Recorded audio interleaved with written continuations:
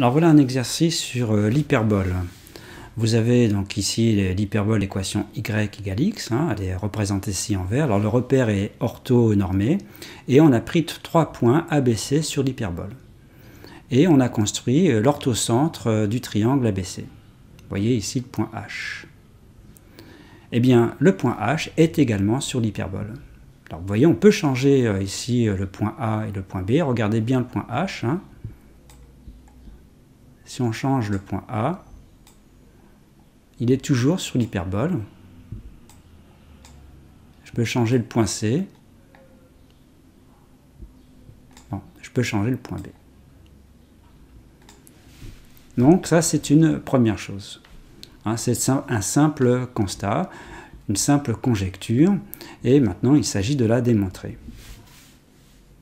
Donc j'ai 3 points ABC de l'hyperbole, 3 points évidemment distincts, et il faut démontrer que donc l'ordre-centre de ces 3 points est également sur l'hyperbole.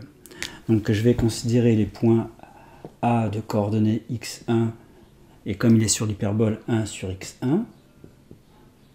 Pareil pour B, x2, 1 sur x2. Et pareil pour C, x3, 1 sur x3. Ce sont les coordonnées. Bon, il va falloir que je trouve les coordonnées de l'orthocentre.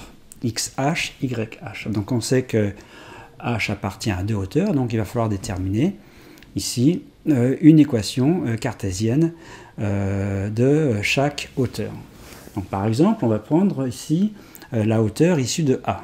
Donc si je prends la hauteur issue de A, si j'appelle HA, donc on sait qu'elle passe par A, et elle est donc perpendiculaire à la droite BC. Donc on veut une équation cartésienne. Donc ici l'intérêt, c'est qu'on va utiliser un vecteur normal de HA. Et bien quel vecteur normal peut-on prendre de HA? Eh bien le vecteur BC. Donc le vecteur BC, ou n'importe quel vecteur collinéaire au vecteur BC, peut être utilisé comme vecteur normal. Donc quelles sont les coordonnées du vecteur BC? Eh bien si on prend B et C, vous avez ici x3 moins x2 pour l'abscisse et 1 sur x3 moins 1 sur x2 pour l'ordonnée. Donc si on fait les calculs ici, ça fait x2 moins x3 sur x2 fois x3. Alors comme vous voyez, les coordonnées ne sont pas forcément simples. Ce que l'on va faire, on ne va pas prendre le vecteur BC, on va multiplier, on va diviser par x3 moins x2. Donc en divisant par x3 moins x2, ici je vais avoir 1, ici je vais avoir moins 1, et je vais multiplier par x2 fois x3. Donc je vais prendre non pas ce vecteur-là, mais je vais prendre ce vecteur fois BC. Et donc ça va être le vecteur n. Donc quelles sont les coordonnées de ce vecteur? Donc ça je l'appelle n, ou NA. Hein, NA c'est un vecteur normal de HA. Alors les coordonnées donc on obtient donc ici en divisant par ça j'ai 1 et en multipliant par ça donc j'ai x2, x3 ici. Ici j'avais dit qu'en divisant j'ai moins 1 et comme j'ai multiplié j'ai rien, donc ici j'ai moins 1. Bon. Donc voilà un vecteur normal de HA. Alors vous vous rappelez comment on fait pour obtenir une équation cartésienne à partir d'un vecteur normal, à condition que le repère soit orthonormé? On dit que M de coordonnées x, y appartient à HA, ça équivaut à AM, si c'est bien A, puisque ça passe par A, donc AM,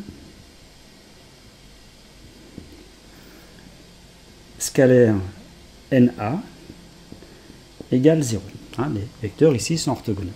Donc les coordonnées de M sont x moins x1, y moins 1 sur x1, et n1, na, les coordonnées sont x2, x3, moins 1. Et on dit que le produit scalaire est nul, donc on applique l'expression analytique du produit scalaire, puisque le repère est orthonormé, on fait ça fois ça, plus ça fois ça égale 0. Donc je vais l'écrire au-dessus. Donc on obtient ça, on développe, ça fait x2, x3, x. Là j'ai moins y. Là, j'ai moins x1, x2, x3. Et là, j'ai plus 1, sur x1 égale 0. Bon, alors ce qu'on peut faire, si on ne veut pas de x1 ici, on va tout multiplier par x1. Donc ça fait x1, x2, x3, x, moins x1, y, moins x1 carré, x2, x3, plus 1 égale 0. Donc ça, c'est une équation cartésienne de la droite HA. Alors on va faire la même chose avec une autre hauteur, par exemple HB. Donc il faut voir ce qui se passe dans ce cas-là. Hein, il suffit de faire des changements d'indice. Alors si on prend HB, les changements, eh bien, au lieu d'avoir x1, je vais avoir x2 ici. Donc il n'y a pas de changement ici. Hein.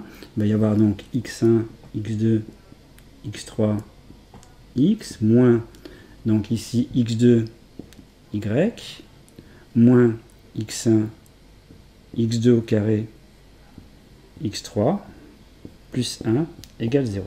Ça, c'est la hauteur, une équation cartésienne de la hauteur HB. Donc, comment on va faire pour obtenir x et y, hein, on veut l'intersection, donc je vais effacer ici, et par exemple, on va soustraire ici, dans un sens ou dans l'autre, on va faire ça moins ça, parce que comme ça élimine x.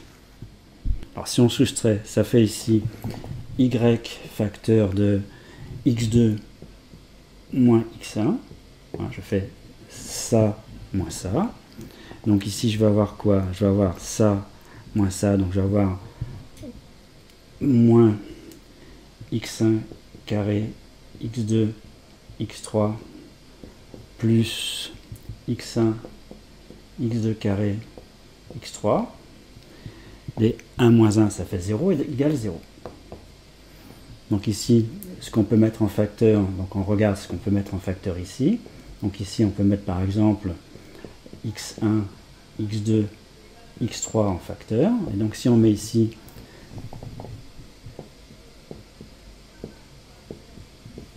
qu'est-ce que l'on obtient en mettant x1, x2, x3 en facteur? Donc ici, je vais avoir x2 ici, et là, moins x1 égale 0. Et donc on peut simplifier par x2 moins x1, et donc on obtient que y égale, alors on peut simplifier parce que je vous rappelle, hein, les points sont distincts, donc x1 sont 2 à 2 distincts, hein, on a 3 points distincts de l'hyperbole. Donc on a y égale en fait moins x1, x2, x3. Donc ça c'est pour y, maintenant il suffit de calculer x, et on va vérifier que y c'est bien 1 sur x, ça voudra dire que c'est bien sur l'hyperbole. Alors je prends donc l'une des deux équations, je prends celle-ci, et je remplace ici, vous voyez, y par ça. Donc si on remplace, on va le faire, ça fait x1, x2, x3, x, moins x1 carré, x2, alors moins, ça fait plus, hein, parce qu'il y a déjà un moins ici, hein, ça fait plus, et moins x1 carré, x2, x3, plus 1, égale 0. Donc vous voyez ça, ça saute, et donc il reste que x, c'est moins 1 sur x1, x2, x3. Donc ça c'est YH et ça c'est XH.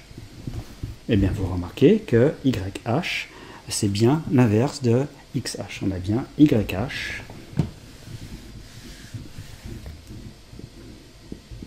C'est 1 sur XH. Donc ça veut dire que H appartient à l'hyperbole. Donc voilà, ça a été démontré. Donc il y a du petit calcul. Dès qu'on fait de la géométrie analytique, c'est-à-dire qu'on utilise des coordonnées, et évidemment, comme il y a ici des questions d'orthogonalité, dans ce cas-là, le repère doit être est supposé orthonormé pour pouvoir faire des calculs, eh bien c'est vrai que ça génère des calculs.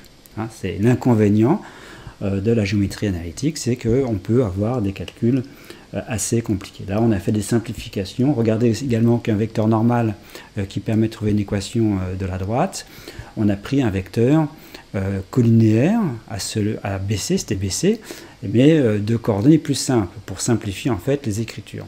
Donc on peut comme ça faire des calculs et essayer de les simplifier.